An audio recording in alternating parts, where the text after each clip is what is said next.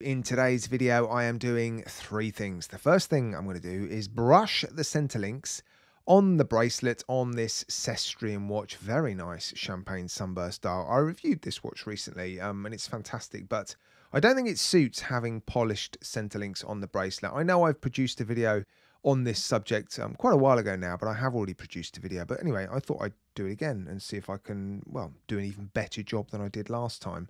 I'm also going to repolish the center section on this clasp because it's got a few hairline scratches on it. It's basically a brand new watch. It is, well, it belongs on the Tandorio GMT watch that I reviewed recently and then also water pressure tested. So yeah, I'm going to polish that clasp, remove those hairline scratches, and then I'm going to remove the moisture from the inside of this watch because, yeah, like I said, it went into Herman. Herman is my water pressure tester. He's called Herman because he's got one arm, like the character from The Simpsons. And if I leave the moisture inside this case, it could impact the movements. So, yeah, I'm going to dry this watch out. And I'm going to show you how to do all three of those things. So sit back, relax, enjoy the video. Right, I think we've got everything in front of us that we need to brush the center links of this bracelet. Obviously, we've got the watch, and I have removed the bracelet. And there's a little bit of a polished surface on the end links. I'm also going to have to do those. I've got some, well, these are essentially sort of nail files, nail buffers, 1000 and 4000 grit. This is the 4000 grit side. You can actually use these sides to polish stainless steel, although it will leave a really fine grain. I find this side is the best. This 4000 grit side is perfect for brushing steel. And one of the things that makes it so good and easy to use, I think, is the give in these sort of spongy pads. Because some people might look at this and say, well, why don't you just use a piece of flat sandpaper? Well, if you do that, you're going to struggle to get a nice even brushed finish all over these ever so slightly curved center links.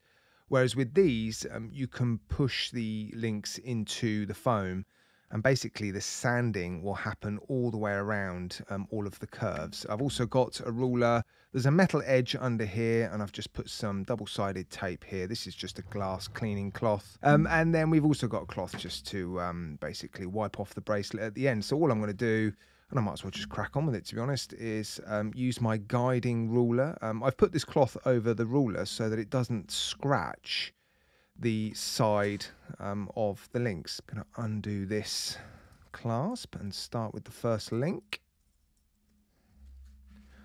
There we go. I'm just going to lean that up against the ruler, and this ensures a nice straight brushing effect. There we go. Let's have a look at that. Well, that's pretty good, isn't it? That center part of that first link looks to be, well, pretty much matching the outer sections. Doesn't take long at all, does it?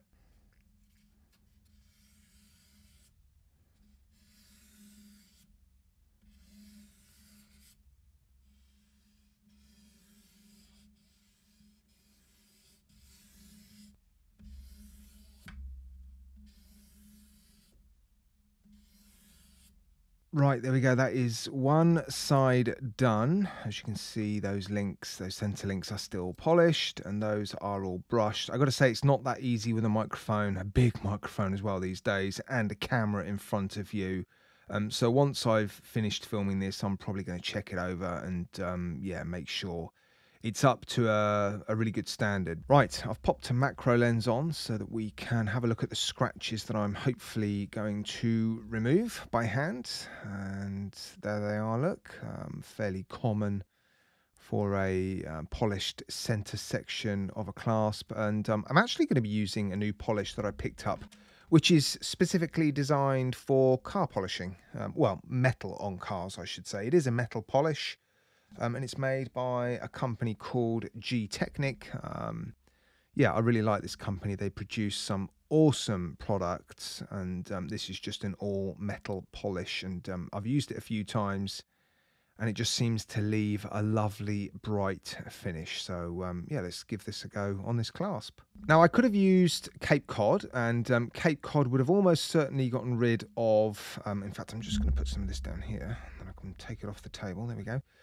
Cape Cod cloths would have absolutely removed the scratches, but I have found on occasions that the slightly rough finish to a Cape Cod cloth puts streaks in the surface that you're polishing, and with this being quite a large flat surface, I thought I'd give this a go. Now these cloths are obviously quite flat, especially when they're sort of wrapped around your fingers, and so they're far less likely to leave sort of grooves in the steel. So it doesn't take long at all.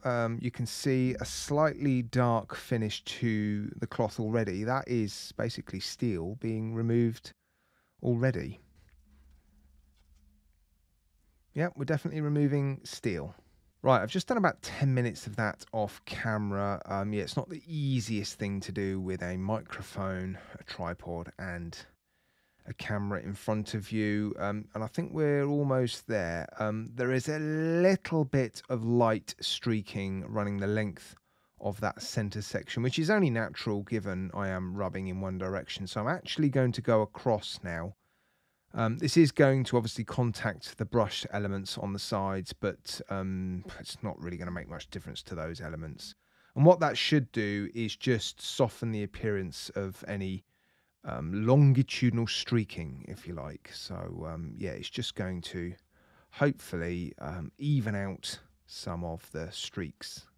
Right, there we go. It's looking pretty good. There is one scratch which is probably deeper than all the other scratches, which remains. I think if I was to continue at this for another 5-10 minutes or so, that would be removed. Or I could have just used a more coarse polish, but the risk of that is more graining or more of a streaked finish. The more coarse the polish, the more likely you are to put longitudinal streaks in the steel. So it's a bit of a trade-off, taking a little bit longer at it and having less streaks. But yeah, I'm happy with that, actually. Yeah, let's move on and get the moisture out of the case. Right, here is the Tandorio GMT. As you can see, there is some moisture on the inside of the case back. So what I'm actually going to do is I've got a dehumidifier. I'm going to put that on in this room for half an hour or so.